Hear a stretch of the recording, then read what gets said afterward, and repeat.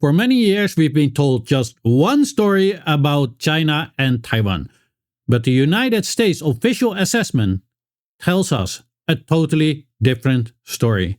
Today, we're going to dive into this beautiful document right here, the Annual Threat Assessment of the United States Intelligence Community of March 2026.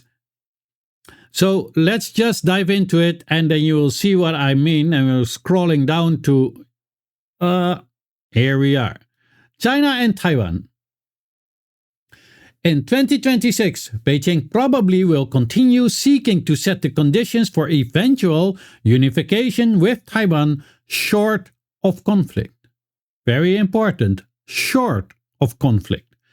China, despite its threat to use force to compel unification if necessary and to counter what it sees as a US attempt to use Taiwan to undermine China's rise, prefers to achieve unification without the use of force, if possible. And this is something that I also have been telling all of you for many years now. Not only did I say that, but it's also the government of China who said it. But according a lot of times to Western media and other Western politicians, China always wants to what they call invade Taiwan, which is weird if you acknowledge that Taiwan is an inseparable part of China or an inalienable part of China. But that is what they have been telling us for many, many years. They even went as far as calling it directly on the date, like 2027, right? I also have heard it in 2030. And every time they say, next time it can be possible. But according to them, as you can see, it is clearly not the case. Actually, according to them, they agree with what the Communist Party of China has been saying all along. They want peaceful reunification, not by military force. So I hope that the people that are continuously on this road about Taiwan now will say, okay, your own people are saying it, maybe it kinda is true. Anyway, the IC assesses that Chinese leaders do not currently plan to execute an invasion of Taiwan in 2027, nor do they have a fixed timeline for achieving unification. And this directly contradicts everything that the media continuously have been trying to make you believe, with the help of certain politicians. So here you have it. Now it's very interesting. Let's just read also here. China's strategic overview. President Xi and his government aim to achieve the great rejuvenation of the Chinese nation by 2049. China will seek to increase its power and influence to shape its region and world events, create an environment favorable to Chinese interest. And now, very important, overcome perceived containment efforts by the United States. So this is also something that they are basically also admitting about the containment strategy. Now, I'm not saying that they have not been saying this out loud, because they have. Not just saying it, but also by action with all these military bases and military alliances, all to attack China, or how they want to call it, contain China. A country that never ever attacked them. Secure its freedom of movement at sea, reduce U.S. military presence and operations on its periphery, and fend off challenges to its reputation, legitimacy, and capabilities at home and abroad. Now, very important, China also sees benefit to and is prioritizing a productive, stable economic relationship with the US, as evinced by its approach to the Busan Agreement with the Trump administration. So, Americans need to understand, and it's your own people that are saying it. It's not communist propaganda, or no, it's not CCP propaganda, but this is from the United States itself. Their own assessment. The assessment of the United States of China is that they also sees benefit and is prioritizing, notice, is prioritizing a productive, stable economic relationship with the US. But most importantly, what did we learn? That China is not a threat.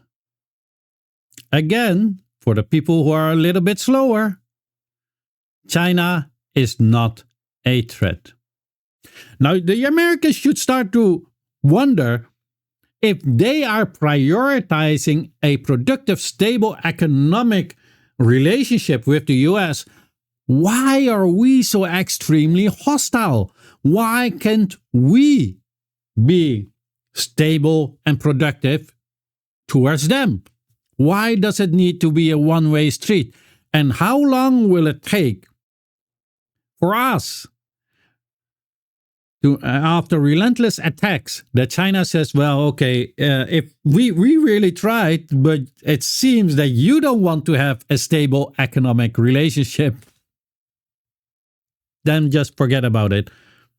Do we see that the American assessment itself contradicts directly how they are spewing things in the media? I mean, I hope it is clear now for all the people that sometimes when the media or politicians are talking to you, they are not trying to inform you, but are trying to make you believe something that they want you to believe. Okay?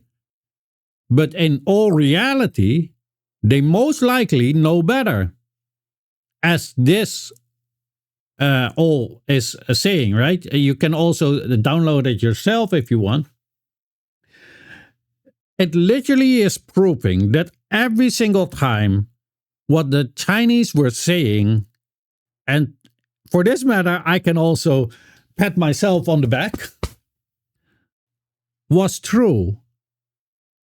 And every time what was the Western media and certain Western politicians saying was to create a narrative in your way of thinking of a China that is totally different, of a China that is hostile towards the United States, that wants to destroy its economy instead of working together in a productive and stable manner, like this annual threat assessment of the US intelligence community actually is telling you.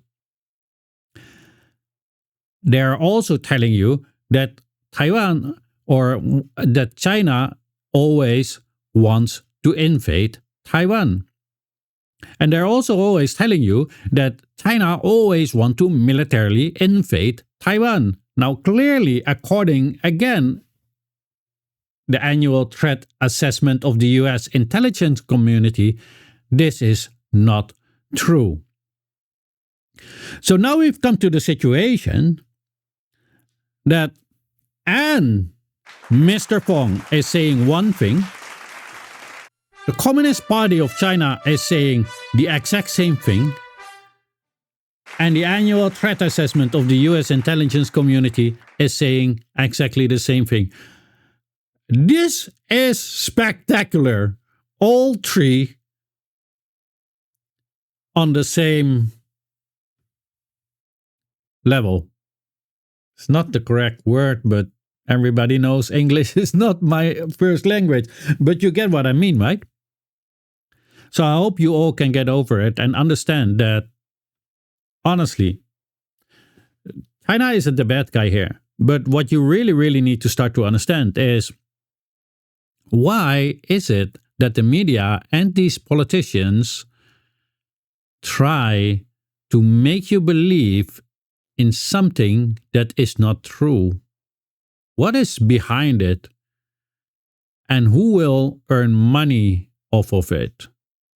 And by the Americans, it's very easy. You can also trace who is paying the ones that are trying to convince you of something other than that Mr. Fong has been telling you for so many years. Maybe you already know the answer, but keep it respectful when you put it in the comment section. I'll be waiting for your answer. And that was my little video for today. I hope you enjoyed it. I hope it was exciting for you to hear that for once, Mr. Fong, Communist Party, and the United States are on one line. See? Miracles still happen. Have a great day. Don't forget to like the video. And as always, your favorite half Chinese.